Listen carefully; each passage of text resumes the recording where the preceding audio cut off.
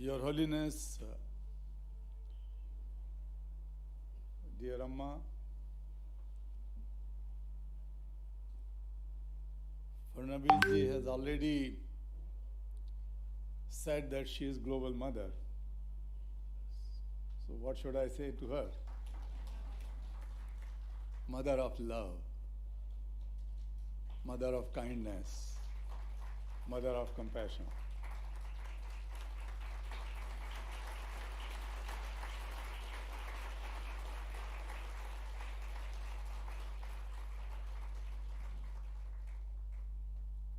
Respected Devendra ji,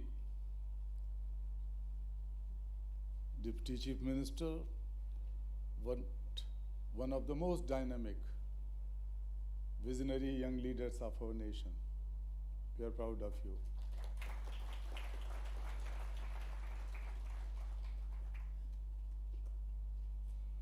All the Sherpas from the middle, from the east, from the west.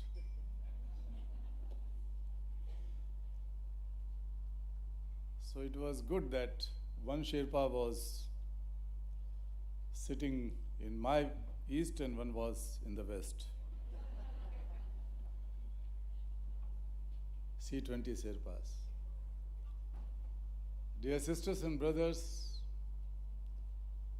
this is a very special day. This is the day of creation of a new history from Nagpur. All of you or many of you might know about the proceedings, formats, deliberations of C20s in the past.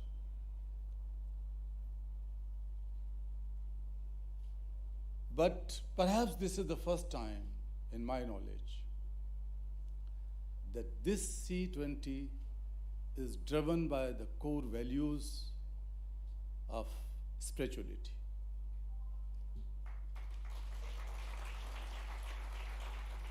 And spirituality does not mean any religion. It is the driving force, the soul of universal humanity. When we say Vasudhaiva Kutumbakam, when we say one earth, one family, one future, they are not simply slogans. Each word has a deeper philosophy and the roots in spirituality. Friends, you come from different parts of the world.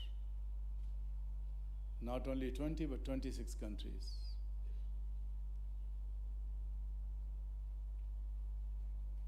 You are already welcomed in Nagpur.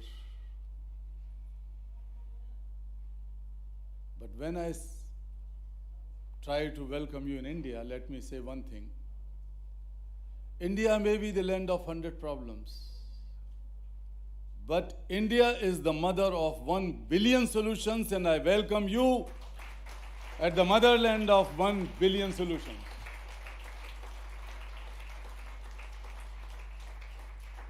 And that is something which is already flowing, radiating on your faces, in your eyes. Not the problems, but solutions. And these people who are sitting here and deliberating for next 2-3 days, I'm sure that they will come not only with recommendations, proposals to G20, but they will come out with more deeper solutions to the problems, more sustainable solutions to the problems.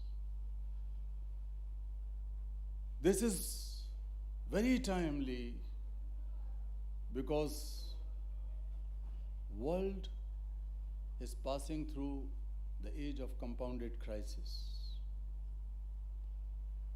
of civilization. We can also say that we are also facing complexity and competitions among the priorities and issues which has to be taken up. health or education or ecology or gender equality? What should be the priority? And they are competing issues. When it comes to budgetary allocations of the governments, and when it comes to ODA support, demand,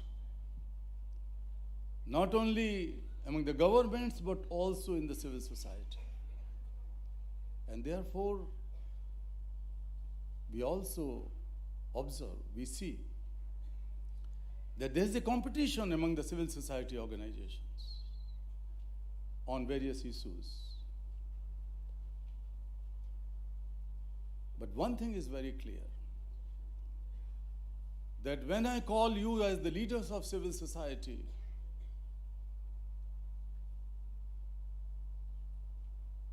you represent the voice of most voiceless people of the world.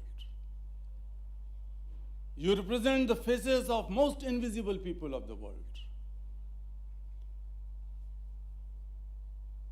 You are the custodians of collective conscience of very ordinary people on this earth.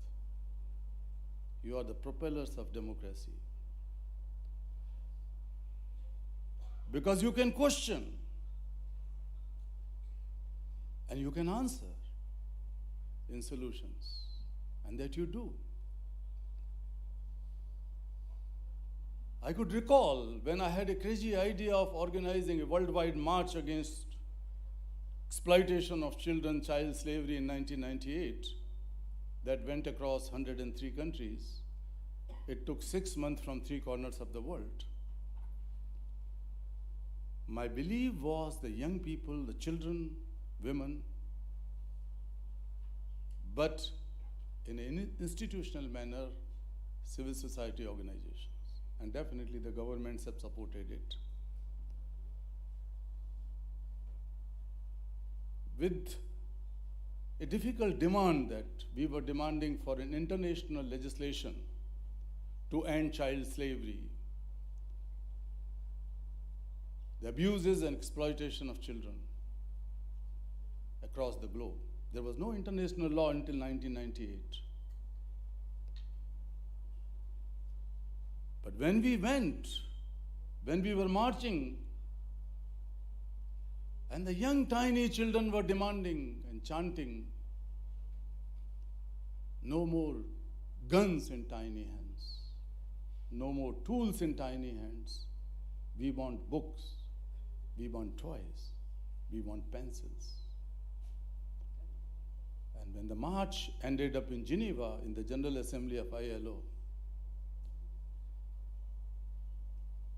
dozens of leaders of the world were in tears because the voice, the strong, compelling, moral voice came from children of the world. And that was a concrete contribution, and my trust in the civil society organizations has grown multifold. But it does not mean that all the civil society organizations are like that. Some are driven by very tiny selfish interest. Some are driven by certain agendas, influence of some other forces, and so on. So many complexities. But I think the G20 will show, C20 will show to the world that these 115 or 130 leaders came from 26 countries will make a family. When we say that we have to make this world whole family, let us begin with ourselves. You are sitting here 2-3 days. Try to make this a family. And then we can demonstrate to the rest of the world.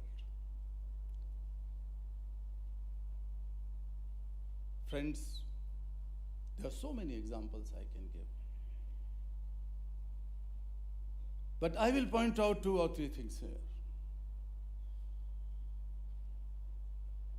During pandemic, we have all seen and experienced that how the world is not only interconnected, but it has a deeper feeling and sense of responsibility of interdependency. Ordinary people were giving their plasmas and blood, trying to organize medications. I work across 140 countries in the world, and I was receiving phone calls and emails from my friends across the globe that how not only medical professionals, not only the police people or the governments and civil society, but very ordinary people were able to demonstrate their deeper compassion in solving each other's problem. So people like us thought that this sense will prevail.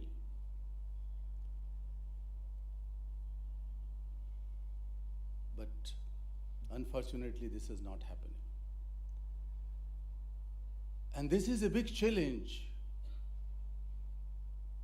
And this is a reason to introspect. The rich countries of the world have created a fund.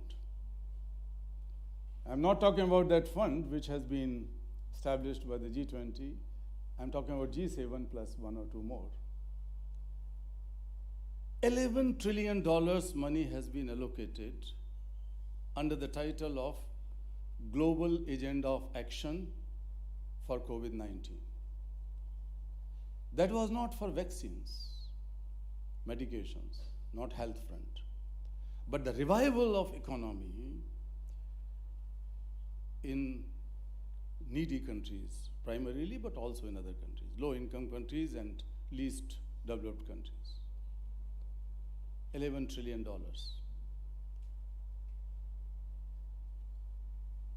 We thought that maybe $1, $2, $3, $5 trillion will go to those African, Latin American, and some of the Asian countries. But many of you will be surprised to know that only 0.13% of these $11 trillion, not even 0.5%, not 1%, just 0.13% have been allocated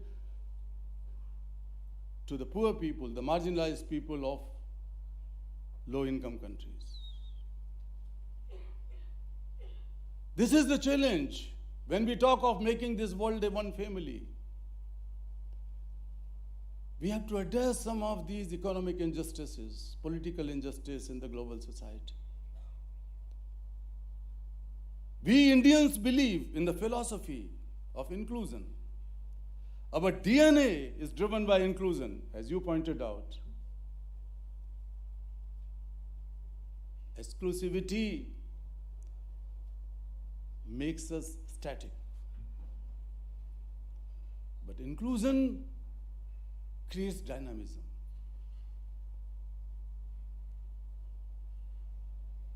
There are other benefits of it.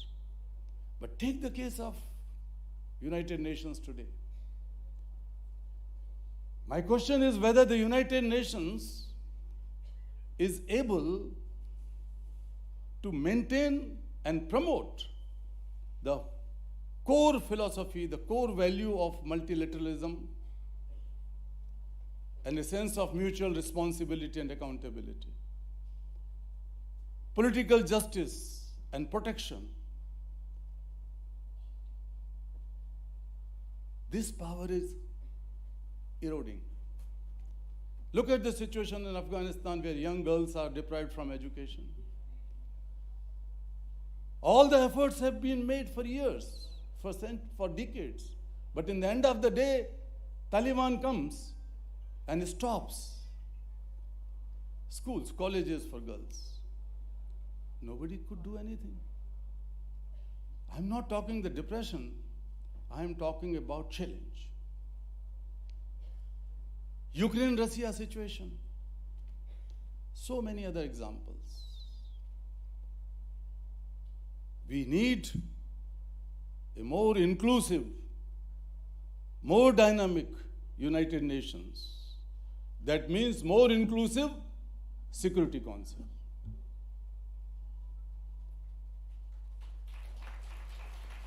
Those who are fighting, those who are creating problems, they have the power to veto.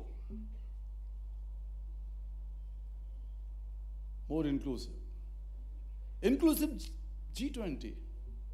We have only one African nation in G20. European Union is also a member, but not the African Union. African Union is observer. From India, we should raise the voice that we will fight for the global south. We Indians will stand for the global south under the leadership of our Prime Minister.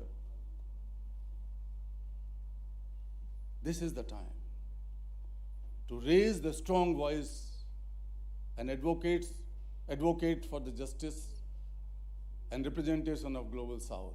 And that should emerge from this G20 to begin with C20.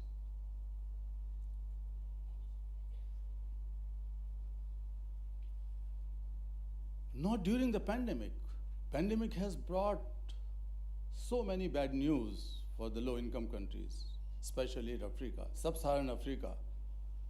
Almost all 48 countries of Sub-Saharan Africa are facing serious crisis, economic crisis and crisis in many other forms. But before pandemic, what has happened? When Sustainable Development Goals have been announced, since I was and my colleagues have been advocating and struggling, campaigning for inclusion of children's issues, not just education, but slavery of children, forced labor, etc. in SDGs, the result was there, and this was incorporated in SDG 8.7.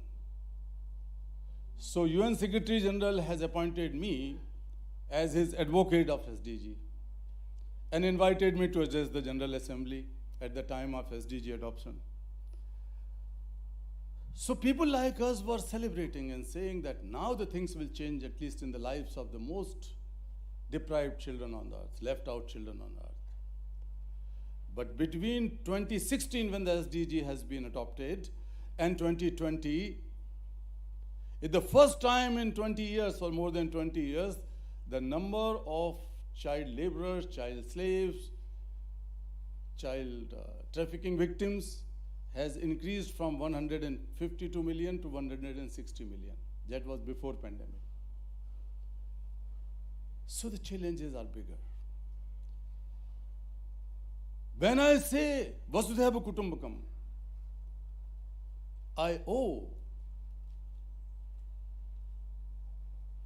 a deep moral responsibility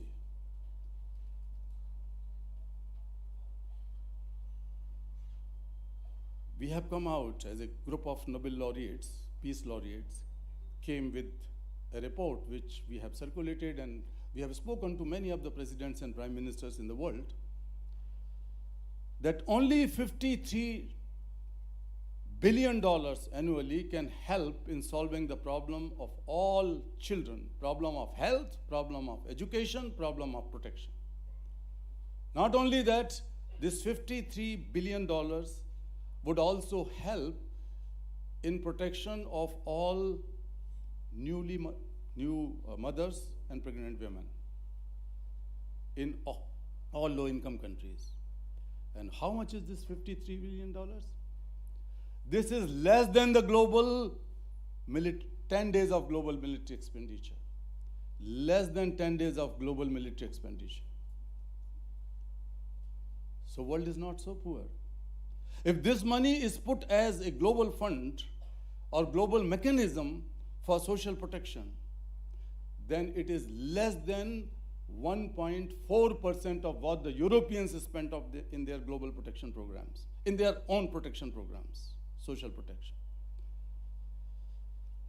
So we have to have a strong resolve. When we speak for one future, then we have to create the level playing field of common present, and then we will have a common future. I have been asking, and I will repeat it here, in Brazil, Brazil is like my second home. I work in Brazil for many, many years with number of civil society organizations and governments and presidents also. The President Lula is a good friend. I met him not recently, 2 years ago, 3 years ago in jail. And I told that one day when you come out, your fight for hunger will continue definitely against hunger. But we have to revive the Bolsa Familia program. So the Bolsa Familia program, he just, I think 2 weeks ago or 10 days ago, he has announced that he is going to strengthen the Bolsa Familia program. That is one of the best and most successful social protection program in Latin America. Similarly, in Uganda, in Zambia, in many other places, there are a lot of good stories. But I am proud, as a proud Indian, I would say that India has some of the best and most successful social protection programs on this earth.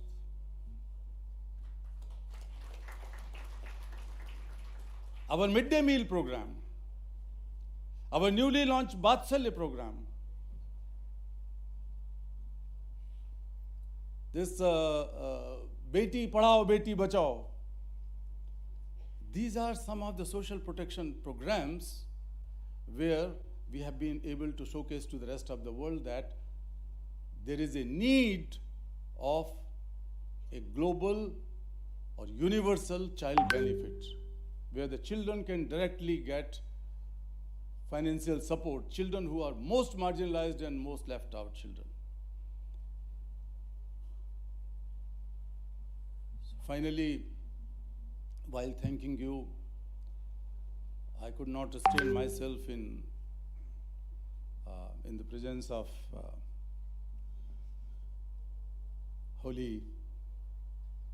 Holiness Amma and a lot of people sitting here in saffron robes, spiritual personalities. But it is not necessary that the spiritual personalities live in only saffron robes. There are ordinary looking people, nice people, bringing this world a better place, making this world a better place, are spiritual people, spiritually driven people, in any religion, in any culture, in any society. I would say, dear friends, world has not yet learned how to walk together.